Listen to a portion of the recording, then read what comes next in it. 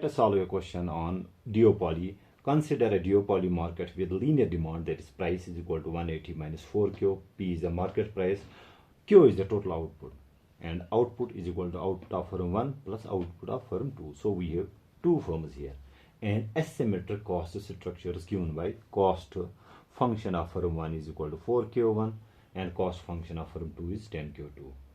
If the firms collude and agree to divide the market equally, find out the equilibrium price and output levels for each firm. Explain why the low cost firm sets market price.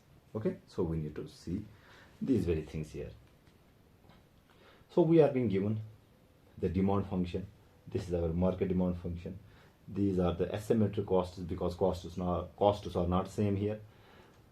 So what we need to do here, we need to find out the joint profit first.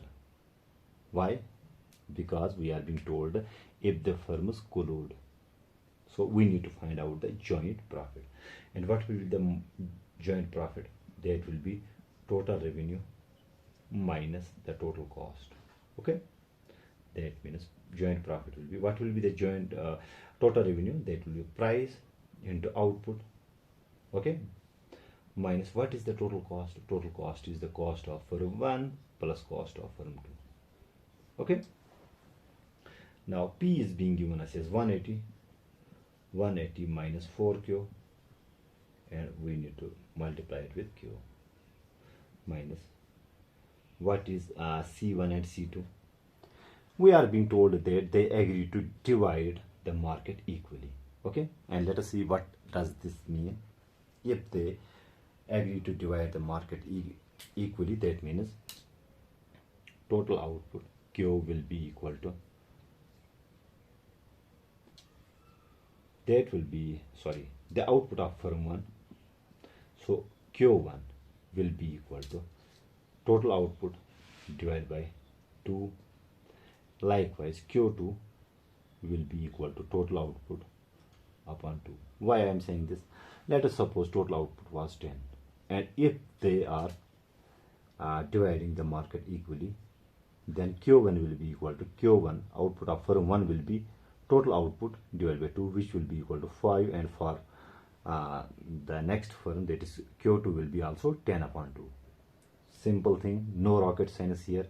Since total output is being divided equally and total output is Q, that means output of firm 1 will be equal to half the output, half the total output. Likewise, output of firm 2 will be half the total output. That means C1, what will be the cost then? So we have 4. Okay, Q1 is Q upon 2 plus C2, again we have 10, Q2 is again Q upon 2. So we have 180 Q minus 4 Q square, minus here 2 and 2 get 2 1s are 2 2s are 4, we get 2Q, and here we get 5Q, or total profit will be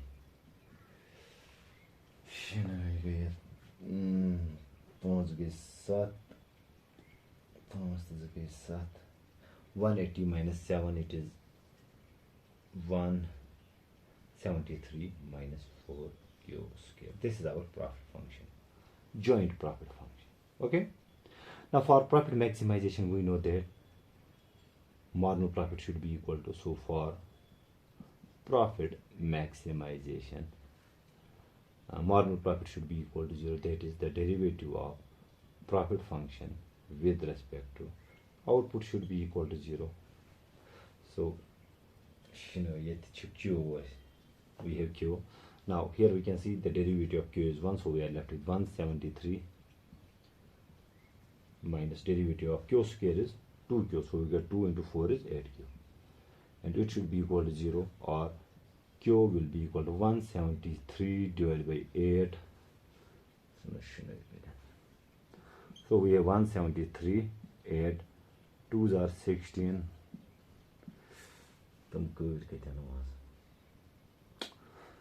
So we have 3 here,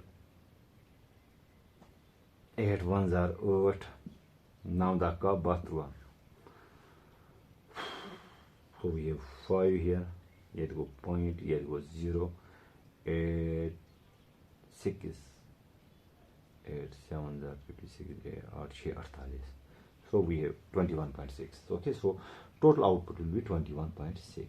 We know that Q is the total output, which is 21.6, and we also know that they agree to share the market equally. Since this is the total output, output of firm 1 will be, that will be the total output divided by 2. Okay, so which is 21.6 divided by 2, which will be 2 ones are 2, and the gems are 2 5s are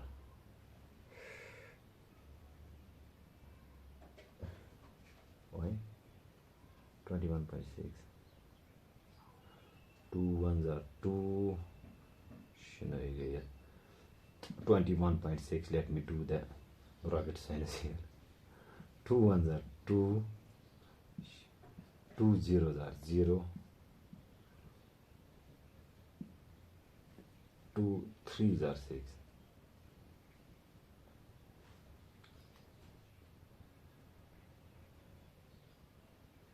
Sorry, 2 8s are 16. So it is 10.8.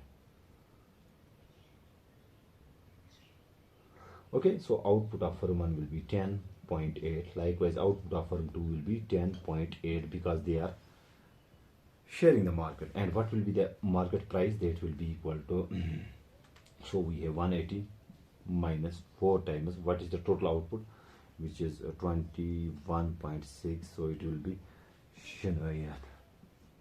180 minus, so 4 6 are 24.4, 1s are 4, 5 6, 4 2s are 8, 86.4. So we have 180.0, we have 86.4. Dan is also share in the noun share the 3.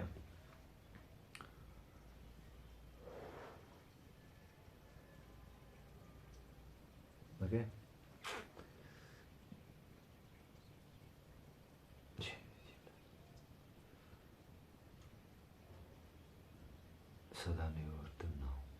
So it will be 93.6 something. That will be the market price here. Okay. So next we are being told explain why the low cost firm sets market price. Okay. So how do we answer this question? Simple thing. We know that in a collusive leadership model, with the low cost firm sets the price. Why? It is very simple. Low cost firm's ideal price, that is marginal revenue, marginal cost of firm 1, it will be lower than the high cost firm's ideal price, that is marginal revenue is equal to marginal cost of firm 2. Okay. And we can also say that if the high cost firm tries to set higher price, the low cost firm could undercut them and capture the entire market while still remaining in the market. Very simple. If we have the low cost firm, it has